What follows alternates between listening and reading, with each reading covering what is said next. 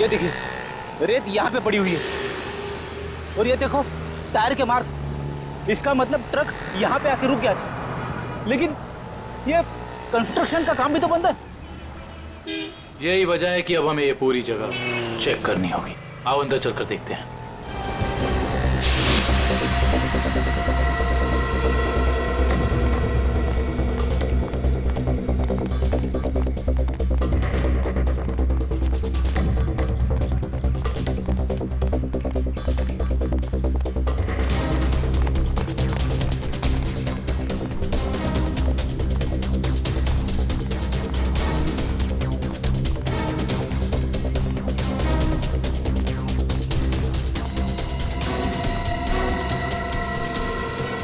Sir, Ricky यहाँ पे है।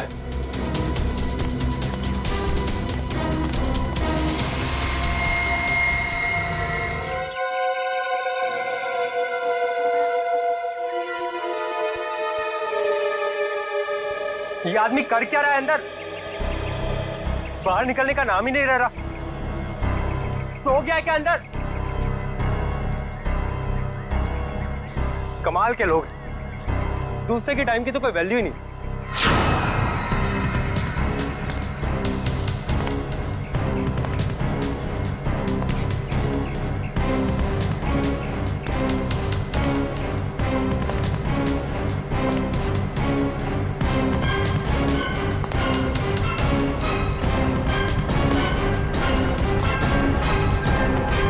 सर,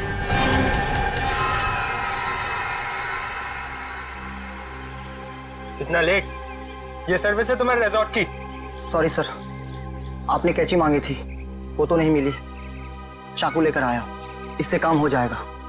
तो ब्लडी लाउजी पीपल, 10:30 हो गए, मीटिंग्स करनी है, अपॉइंटमेंट्स है, और अंदर ये आदमी बैठ के धरना दे रहा है। सर, आप अंदर नहीं जा सकते सर। हेलो भैया, सुन रहे हैं आप? ओ भाई साहब, जल्दी कीजिए, मुझे लेट हो रहा है। शराफत नाम की भी कोई चीज होती है, घर ही बनाकर बैठ गए हो। इग्नोर करने की भी हद होती है यार। अरे सुनाई दे रहा है कि नहीं आपको कुछ?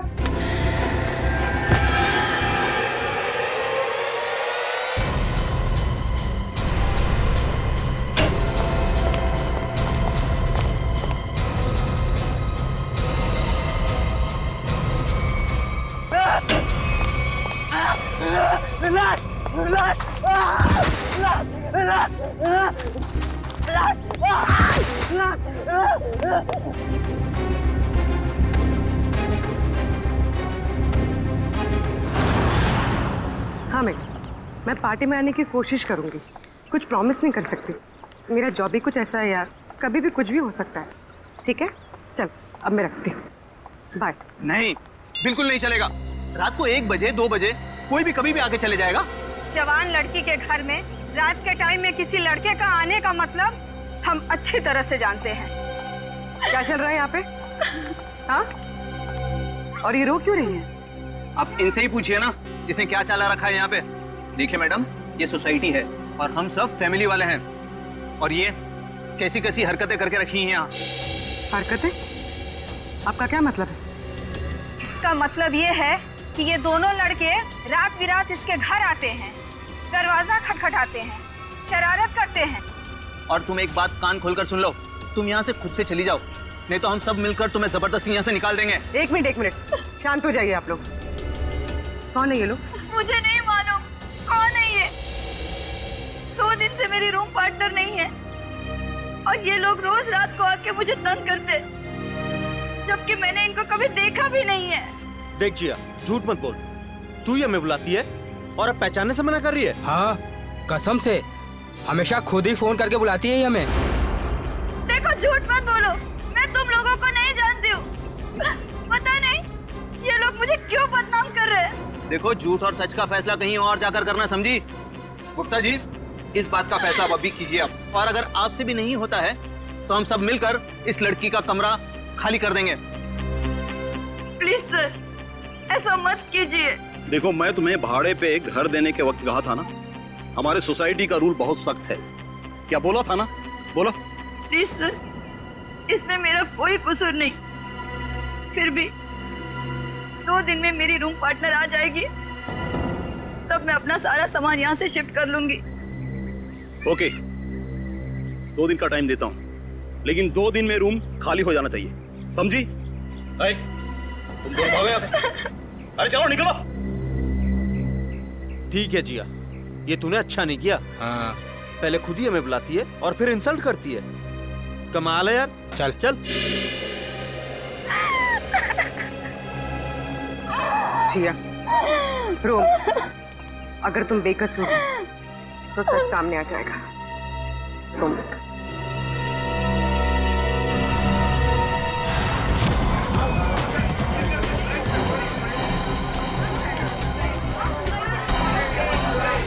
मैडम, मैडम मेरा बिल बनाइए फौरन। सुनिए सुनिए, जरा शांत हो जाइए। देखिए, यहाँ पर खून हुआ है। जब तक हमारा इन्वेस्टिगेशन पूरा नहीं होता, कोई ये होटल छोड़कर नहीं जाएगा। मैडम आप भी ध्यान में रखिए, कोई भी गेस्ट नहीं जाएगा यहाँ से, समझे?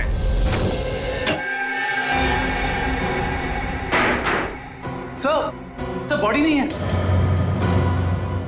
बॉडी नहीं है? ये कैसे हो सकता है? बॉडी गई कहां? बॉडी कैसे गायब हो गई? ये कैसे हो सकता है? और सर, अगर किसी ने मर्डर किया है और अगर वो बॉडी ले गया तो फिर ये सिर क्यों छोड़ गया? वही तो, अगर सिर यहां छोड़ा और लाश कहीं पर लेकर गया तो कोई ना कोई निशान तो होने चाहिए था। किसी ना किसी ने तो देखा होगा। कोई ना कोई तो जगह हो सकती है। कहां गई लाश? हुआ क्या यहां पर? नहीं नहीं नहीं नहीं, यहां पर जो कुछ भी हुआ है ना संखे, यहीं पर हुआ है, इसी 4 दीवारों के अंदर, स्टीम बॉक्स में, यहीं पर। सर, इस सिर को देख के ऐसा लगता है किसी ने बहुत ही बेरहमी से कत्ल किया इसका, लेकिन यहाँ पे एक भी खून का निशान, कोई धब्बा, कुछ भी नहीं है। एग्जैक्टली, अगर सिर कटा है तो खून होना चाहिए था इन दीवारों पर, खून होना चाहिए था इस फर्श पर, लेकिन यहाँ पर खून का कोई भी निशान नहीं, कोई धब्बा नहीं। यहाँ देखो, इस बॉक्स में खून का कोई भी निशान नहीं, कोई भी निशान नहीं, ना कोई हथियार का निशान। संखे, सिर कटा हुआ है, लाश गायब है, लेकिन इस पूरे कमरे के अंदर कुछ भी निशान नहीं, कमरा सुथरा साफ है। इसका मतलब कुछ ना कुछ तो गड़बड़ जरूर है, कुछ ना कुछ तो गड़बड़ जरूर है बॉस। सर, हाँ सर, जिसका खून हुआ है उसके दोस्त बाहर आए हुए। ठीक है, तुम चलो, मैं आता हूं। संखे, देख ले इस कमरे का एक एक कोना कोना छान वाले, देख ले कुछ मिलता है क्या। देखता हूँ। सर ये रहे। आप लोग रजित के दोस्त हैं? जी सर। आखिरी बार कब मिले थे रजित? सर, आज सुबह ही मुलाकात हुई थी। तो क्या कुछ फर्क लगा आपको रजित के बर्ताव में?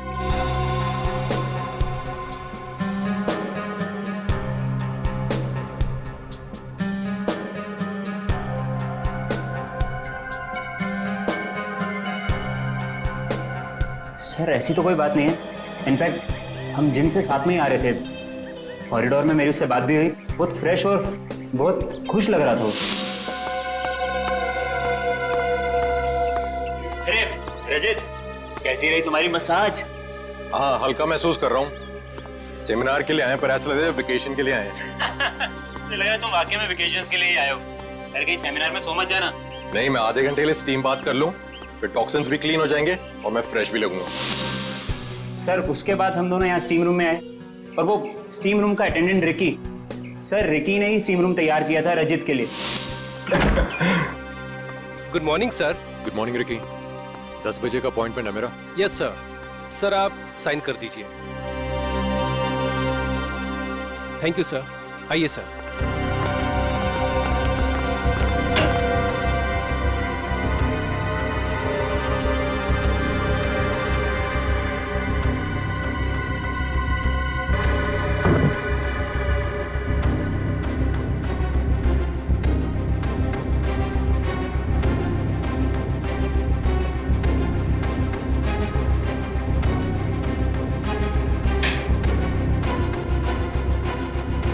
कितना टाइम लगेगा? सिर्फ 25 मिनट।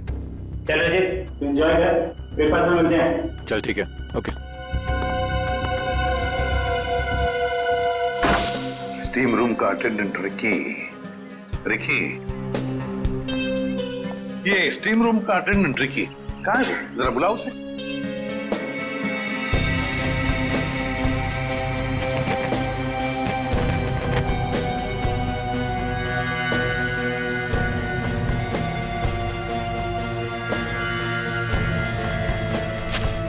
सर वो जब से हादसा हुआ है तब से गायब है। रिकी इस रिसोर्ट में कहीं नहीं। रिकी गायब है? जब से हादसा हुआ रिकी गायब है। इस रिकी का पता लगाना पड़ेगा। सर सर, खून, एक और लाश उधर है।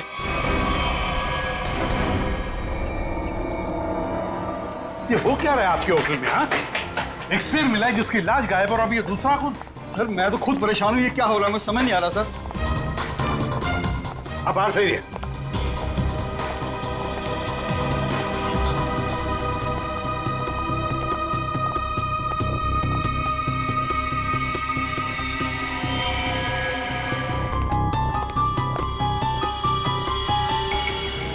करेक्ट सर, देखो फिंगरप्रिंट चेक करो इस पर।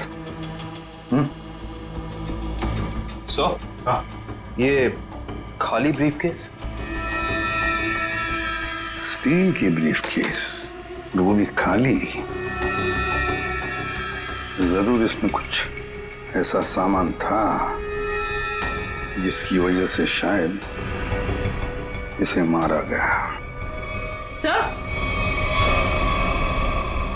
ये 2 ग्लासेस। 2 ग्लासेस?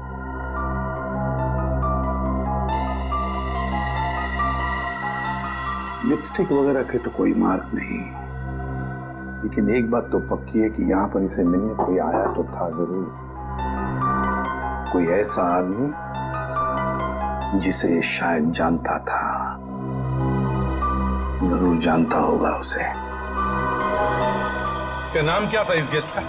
सर विनय नाम था इनका, और यहाँ पे होने वाले सेमिनार के लिए आए थे। विनय? तो इससे मिलने अगर जो भी कोई आया होगा उसका रिकॉर्ड तो हमें रिसेप्शन से मिलेगा ही ना? जी सर।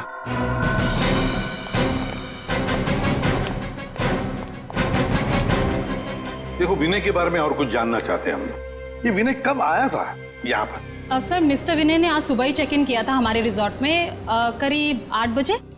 8 बजे? जी। अकेले ही आया था या कोई साथ में भी था उसके? अब नहीं सर, वो अकेले ही थे। उनके रूम में कोई बाहर से विजिटर आया था? नहीं सर, बाहर से तो कोई नहीं आया था, लेकिन उनके सेमिनार से उनके रूम में कोई गया हो तो उसका पता नहीं हमें। अच्छा, विनय के बारे में कुछ खास बात याद आती है तुम्हें? मेरा मतलब है कुछ भी, यू नो। आपके रिसोर्ट में इस ब्रीफकेस के लिए कोई पर्सनल लॉकर है? आई एम सॉरी सर, हमारे रिजॉर्ट में ऐसी कोई फैसिलिटी नहीं है। ओके। हाँ सर, उनके पास एक छोटा सा स्टील का ब्रीफकेस था जिसे वो कुछ ज्यादा ही संभाल के रख रहे थे, और उसके लिए उन्होंने पर्सनल लॉकर के बारे में भी पूछा, बट सर हमारे रिजॉर्ट में ऐसी फैसिलिटी नहीं है। स्टील का ब्रीफकेस? लगता है ये वही स्टील का ब्रीफकेस है जो हमें उसके बेड पर से मिला है। जरूर उसके अंदर कोई कीमती, कोई इंपॉर्टेंट सामान होगा। सर ऐसा भी तो हो सकता है कि इस विनय की मौत का यही कारण हो। हाँ सर, विनय के रूम में कोई होटल के बाहर से नहीं, होटल के अंदर से आया था और दोनों साथ में ही बैठे थे। सर। हाँ करण। सर इस फोन पर जो फिंगरप्रिंट थे उसे उठा लिया सर। Very good. देखते हैं आखिरी फोन किसका था। पार्टनर? जरूर किसी पार्टनर ने फोन किया था विनय को। पता लगाना पड़ेगा है कौन ये पार्टनर।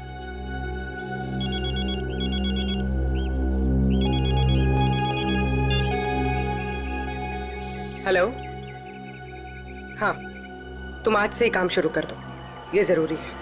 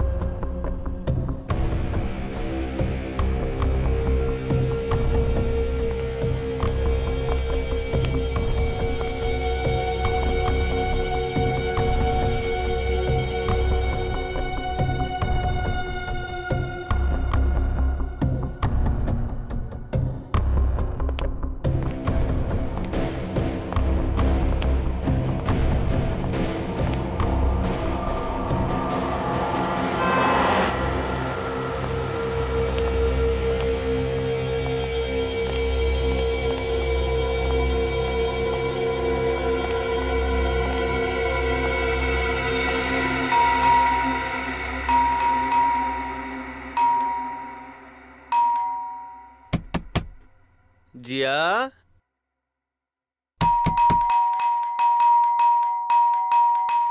दरवाजा खोलो जिया। जिया, जिया, जिया दरवाजा खोलो वरना तोड़ देंगे हम, बता रहे हैं हम बस। ये इन लोगों का रोज का नाटक है। जिया, दरवाजा खोलो जिया। जिया प्लीज दरवाजा खोलो, प्लीज, नहीं तो हम तोड़ देंगे दरवाजा, बोल दे रहे हैं हम। जिया, जिया, पुलिस को फोन करते हैं, तभी बात समझ में आएगी। जिया, दरवाजा खोलो जिया। जिया,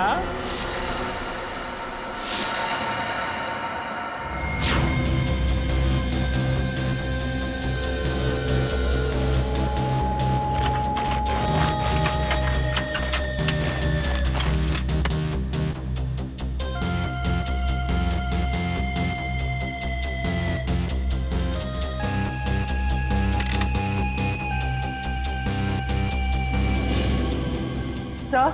हाँ तारिका। सर इसकी खोपड़ी में एक अजीब बात है। अच्छा,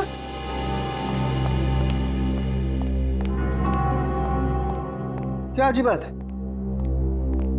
सर इसकी गर्दन पे ना तो किसी चीज से काटने का निशान है और ना ही तोड़ने का। लेकिन कोई ना कोई निशान तो जरूर होना चाहिए। हाँ, कोई निशान तो होना ही चाहिए। अगर हथियार का नहीं है तो किसी और चीज का निशान होना चाहिए जिससे मारा गया। और इसकी खोपड़ी का अंदर का हिस्सा बिल्कुल खाली है। ऐसा लगता है जैसे कि सारी चीजें पिघलकर बह गई हो। ऐसा कैसे हो सकता है तारिका? इसके अंदर कोई मोम तो होता नहीं, खून है, मसल्स हैं, टिश्यूज हैं। हाँ, लेकिन ये खोपड़ी बिल्कुल खाली है। अच्छा तारिका, इसकी खोपड़ी में से जो फ्लूइड निकला था, तुम उस फ्लूइड को चेक करो, उसमें जरूर कुछ ना कुछ मिलेगा। सर।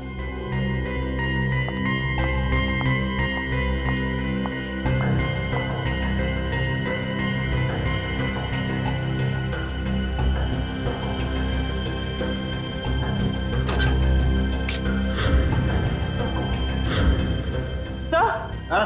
ये देखिए।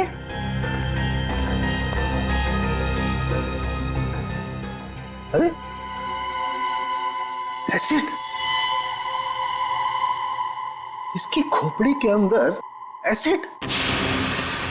सर इसका मतलब है एसिड या किसी केमिकल से इसके सर के अंदर के हिस्से और इसके शरीर को पिघला दिया गया और फिर स्टीम बॉक्स के ड्रेन पाइप से बाहर निकाला गया।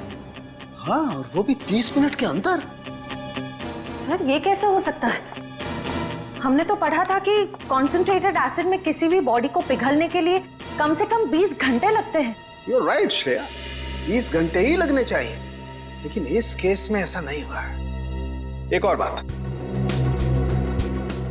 इस ड्रेन पाइप में मुझे कैल्शियम फॉस्फेट, जिससे इंसान की हड्डियां बनती हैं, वो और कुछ टिश्यूज के टुकड़े मिले हैं।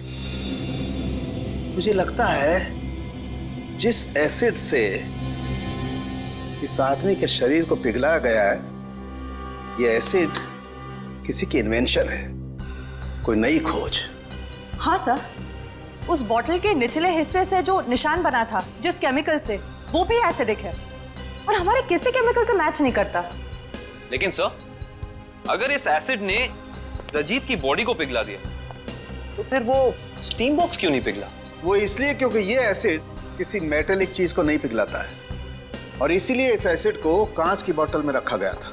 सर फिर तो उसे बहुत दर्द हुआ होगा। नहीं वंश, मुझे नहीं लगता है इसे दर्द महसूस हुआ होगा। क्यों सर? क्योंकि श्रेया पहले इसे बेहोश कर दिया गया था। मतलब पहले इसे बेहोश किया गया, फिर मारा गया, उसके बाद स्टीम बॉक्स की ड्रेन पाइप से बहा दिया गया। बहुत ही डरावना और भयानक तरीका है किसी की जान लेने का। हाँ, और बहुत ही अजीब भी। ये सब कैसे किया गया होगा, ये कौन सा एसिड है, ये सब पता लगाने के लिए मुझे थोड़ा वक्त लगेगा। लेकिन सर, अगर ये किसी का आविष्कार है, नई खोज है, तो जाहिर सी बात है उसने इसके पेटेंट को रजिस्टर करवाया होगा। बिल्कुल करवाया होगा। इंटरेस्टिंग। इसका मतलब जिसने भी पेटेंट रजिस्टर करवाया है उसकी सारी इंफॉर्मेशन हमें गवर्नमेंट ऑफिस से मिल सकती है। हेलो,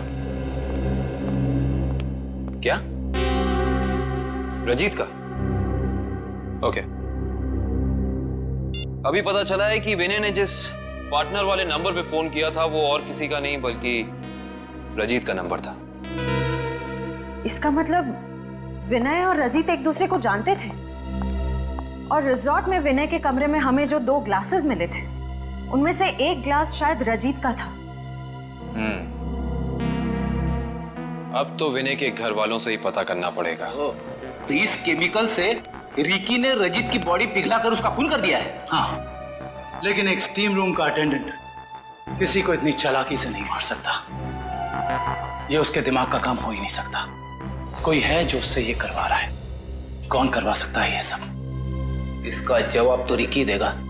हाँ, और उसके लिए रिकी का मिलना बहुत जरूरी है। चलो बाहर लोगों से पूछते हैं, शायद उसे जाते हुए किसी ने देखा। Wow! एक्सक्यूज मी, आप लोग सब यहीं आसपास रहते हैं? जी जी। ये वो रिकी रहता है यहाँ पे, आप लोग उसे जानते हैं? आज आपने उसे देखा? हाँ सर, मैंने देखा उसे। बड़ी जल्दी में लग रहा था और एक बैग भी था उसके हाथ में। अच्छा, यहाँ से किस तरफ गया था वो? सर उस तरफ। उस तरफ? हाँ सर, एक ट्रक आया और रिकी उस पे बैठ के निकल गया। थैंक यू, चलो उस डायरेक्शन में देखते हैं।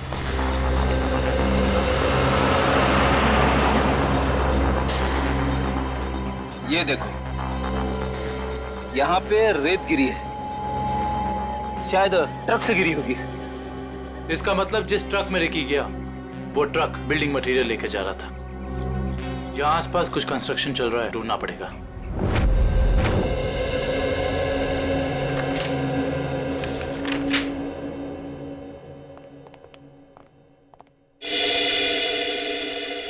जी कहिए। सीआईडी। सीआईडी? जी, पिछले हफ्ते में जितने भी एसिडिक केमिकल्स को पेटेंट कराया गया है उन्हें रजिस्टर करवाने वालों के नाम और पते हमें चाहिए। केमिकल का कोई नाम भी तो होगा। आप वो फाइल हमें दे दीजिए, हम खुद ढूंढ देंगे। ठीक है।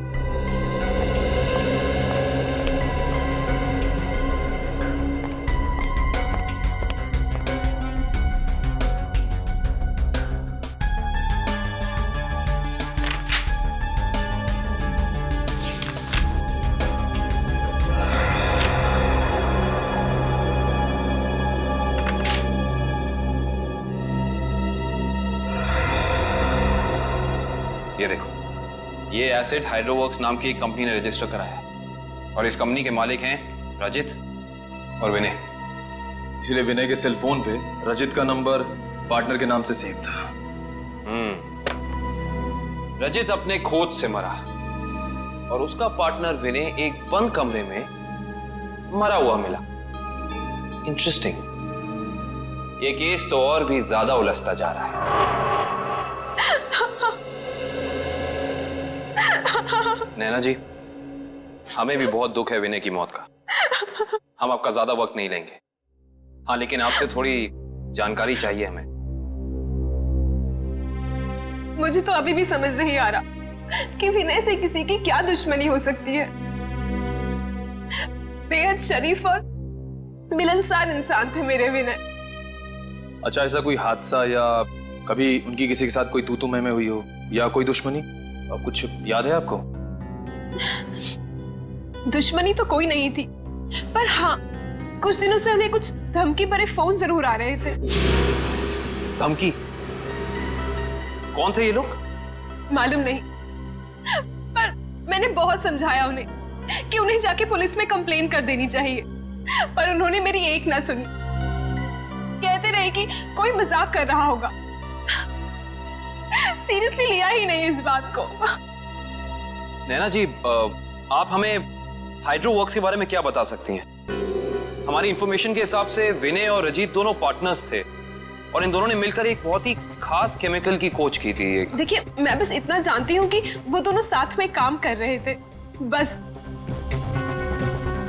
देखिए नैना जी, उसी केमिकल का इस्तेमाल करके पहले किसी ने रजीत को और फिर विनय को मार डाला। ऐसा कैसे हो सकता है? वो केमिकल तो विनय अपने साथ लेकर जाने वाले थे, एक ब्रीफकेस में। उन्हें सेमिनार में कुछ पेपर सबमिट करने थे और वहीं उन्हें रजित से भी मिलना था। अच्छा नैना जी, क्या पहले कभी ऐसी कोई घटना हुई है जिससे हमें कोई सुराग मिल सके? ऐसा कुछ खास तो नहीं, पर हाँ, कॉलेज के दिनों में जब वो जूनियर कॉलेज में पढ़ते थे तब कुछ तो केस हुआ था जिसकी वजह से उन्हें कॉलेज से रेस्ट्रिकेट कर दिया गया था। अच्छा, वो केस क्या था, कुछ उसके बारे में पता है आपको? देखिए, मैं ज्यादा कुछ नहीं जानती, पर बस इतना पता है कि कुछ तो केस हुआ था जिसकी वजह से उन्हें रेस्ट्रिकेट कर दिया गया था बेवजह। कौन सा कॉलेज था ये? GRN college. Thank you. Vinay और रजीत के खून का इस कॉलेज की घटना से क्या संबंध है, पता करना पड़ेगा।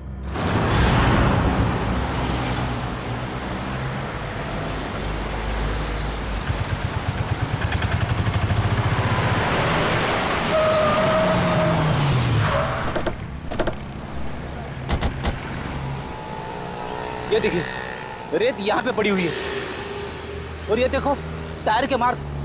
इसका मतलब ट्रक यहाँ पे आके रुक गया था, लेकिन ये कंस्ट्रक्शन का काम भी तो बंद है। यही वजह है कि अब हमें ये पूरी जगह चेक करनी होगी। आओ अंदर चलकर देखते हैं।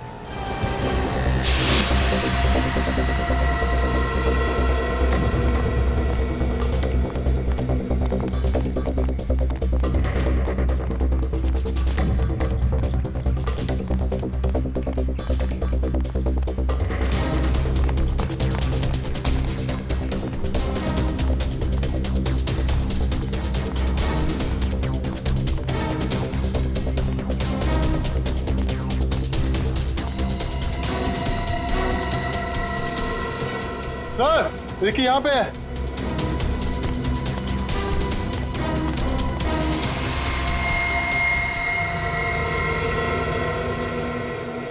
रिकी, रिकी, ये तो ठंडा पड़ गया। हाँ सर, इसकी स्किन भी कड़क हो गई है। पहले से हॉस्पिटल पहुंचाओ।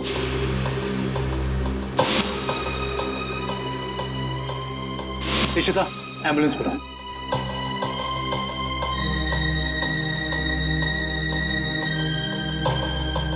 इसके शरीर पे जेल जैसा कुछ लगा हुआ है, जिसकी वजह से इसका शरीर अकड़ गया होगा। और ये देखिए, आसपास के पत्थरों पे भी जेल जैसा ही है। ये देखो,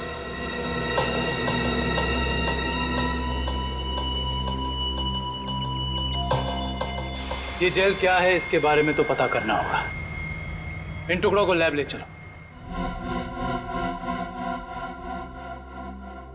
जिस तरीके का केमिकल हमें क्राइम स्पॉट पे मिला है उसी तरह का केमिकल मैंने बनाया है और ये केमिकल मैं इस बॉक्स में डालता हूं।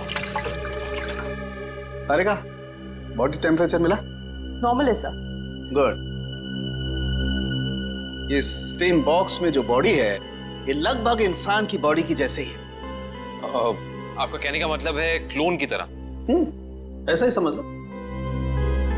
अब इस मशीन में हमने जो केमिकल डाला है उसकी स्टीम हम स्टीम बॉक्स में पास करते हैं।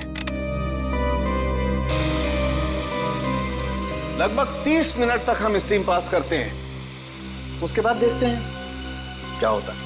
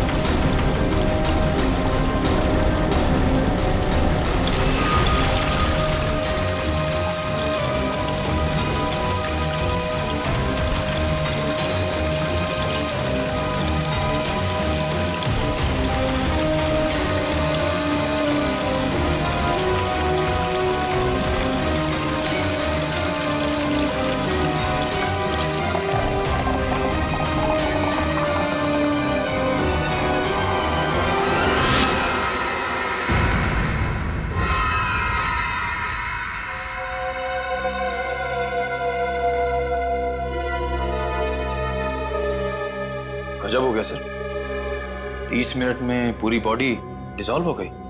हाँ निखिल, ये केमिकल बहुत पावरफुल है। थोड़ी सी मात्रा में पूरी की पूरी बॉडी पिघल करके बह जाती है। रिकी की बॉडी भी इसी केमिकल की वजह से फ्रीज होकर के अकड़ गई थी। आई सी, बहुत ही खतरनाक केमिकल है ये।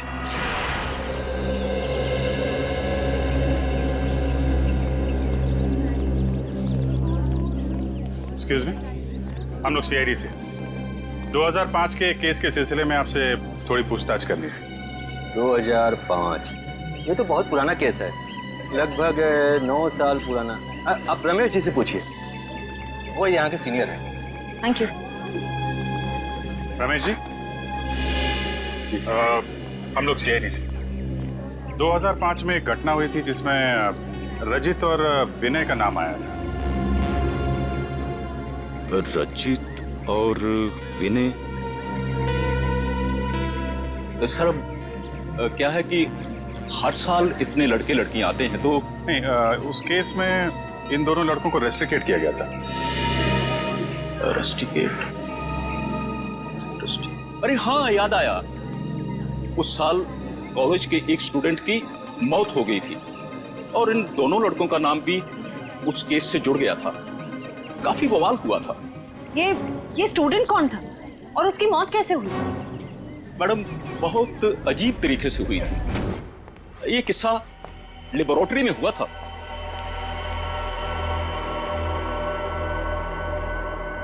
इतनी देर तक कौन काम कर रहा है? कौन काम कर रहा है?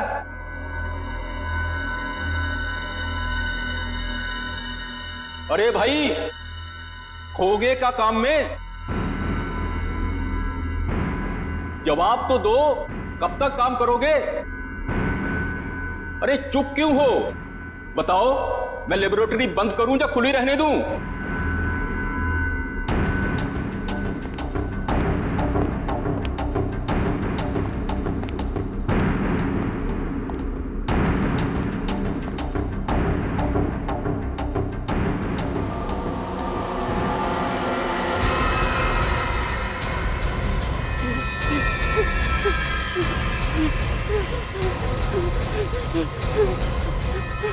विनय, विनय, ये देखो संपत को क्या हो रहा है? सर बचाइए इसे, प्लीज कोई बचाओ इसे। सर देखिए ना संपत को क्या हो रहा है। सर देखिए ना। क्या कुछ करो भाई। सर क्या हो रहा है, देखिए ना। सर बहुत भयानक था वो, ऐसा मैंने पहले कभी नहीं देखा था। एक आदमी खड़ा था और खड़े खड़े पिघल गया।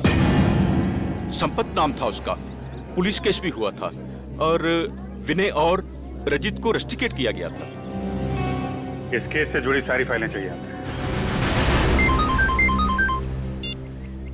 हेलो, कहाँ? कौन से रेस्टोरेंट?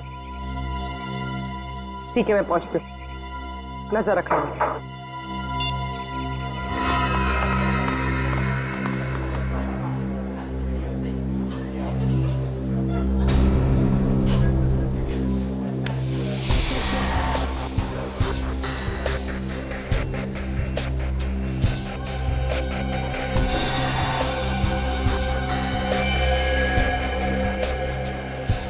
मजा तो आता है यार।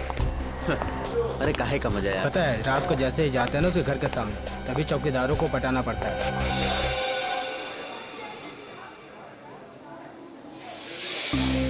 मैडम, आप यहाँ कैसे?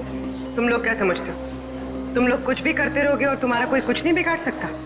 मैडम, हमने क्या किया? एक लड़की का जीना हराम कर रहे हो और पूछ रहे हो क्या किया है? टेढ़ी बात करोगे ना तो सीधा करना हमें आता है। क्यों कर रहे हो ये सब? मैम, हम खुद नहीं गए उसके घर, वो खुद ही हमें बुलाती थी। हम पहले भी बता चुके हैं मैम आपको। और मैडम, आपको जानना ही है तो आप जिया से बात करो ना, वो क्यों बुलाती है हमें? वो झूठ नहीं बोलती है सर, हम सच बोल रहे हैं सर, हमारा यकीन कीजिए प्लीज।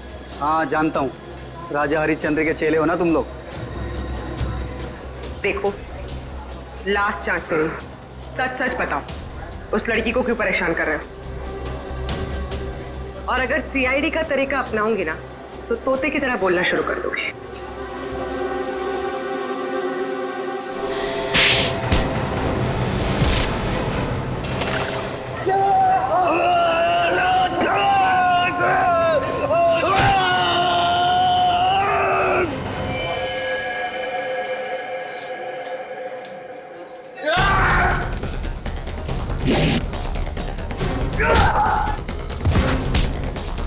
लड़कियों को छेड़ता है।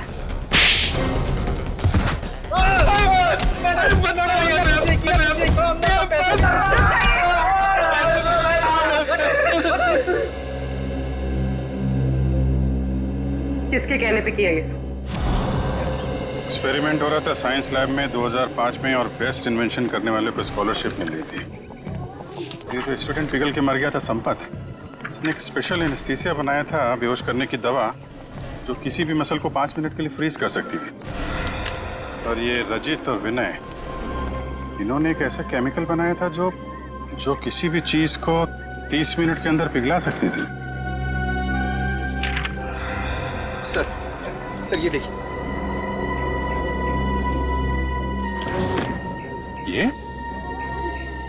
ये भी उस वक्त कॉलेज में था पर ये बात उसने हमसे छुपाई।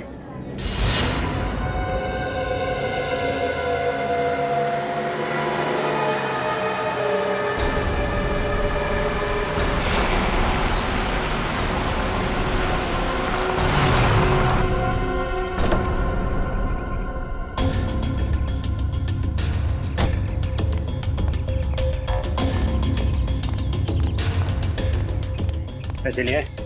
हाँ ये देखो।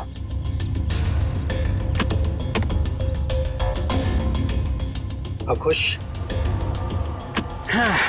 गुड। ये रहा तुम्हारा सामान।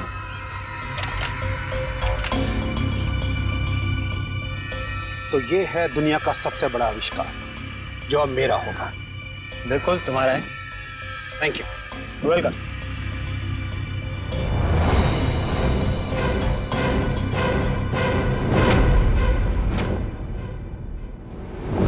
ये चुप चुप के क्या कर रहे हो? हैं? क्या कर रहे हो चुप चुप के? आगे मत बढ़ना। वरना ये बोतल इसी के साथ मैं फोड़ दूंगा। मत बढ़ना आगे, कह रहा हूँ। आगे मत बढ़ना नहीं तो ये मारा जाएगा। तुम यहाँ से जा नहीं सकते हो, छोड़ो उसे। आगे नहीं बढ़ना। कहा ना, मैं झूठ नहीं बोला मैं। पीछे रहो, आगे मत बढ़ना।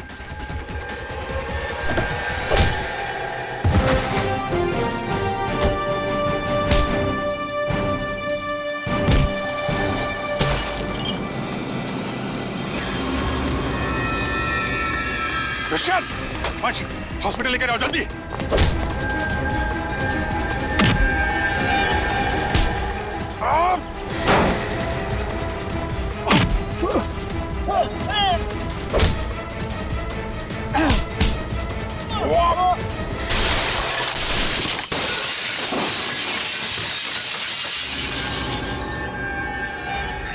हाँ, मैं नहीं मारा उसे। विनय और रजित के केमिकल का इस्तेमाल करके मैंने संपत को लैब में मार डाला। रेतेन, तुम यहाँ क्या कर रहे हो? और संपत के बनाए हुए केमिकल पर अपना नाम डालकर मैंने उसे भेज दिया। क्यों किया तुमने ऐसा? मुझे पैसों की जरूरत थी।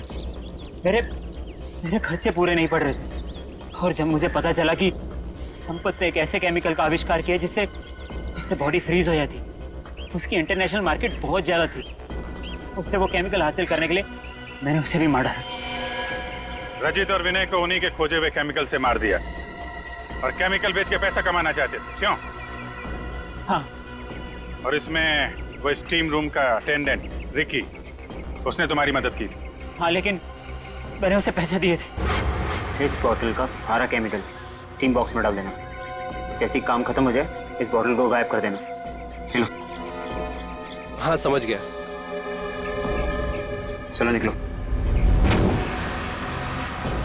मैंने पहले विनय को मारा।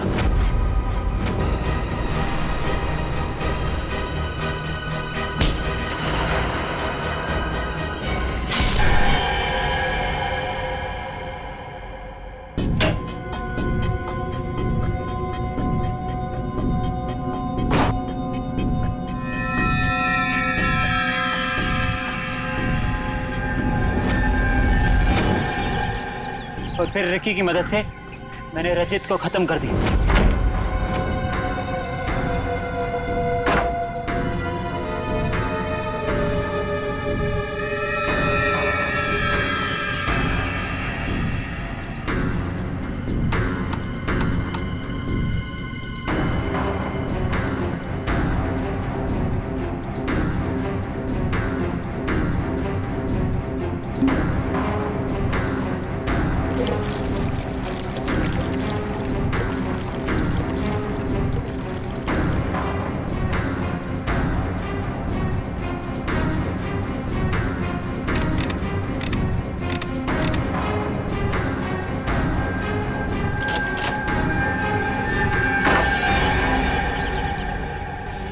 रिकी तो तुम्हारा साथी है ना, फिर उसे मारने की कोशिश क्यों की तुमने?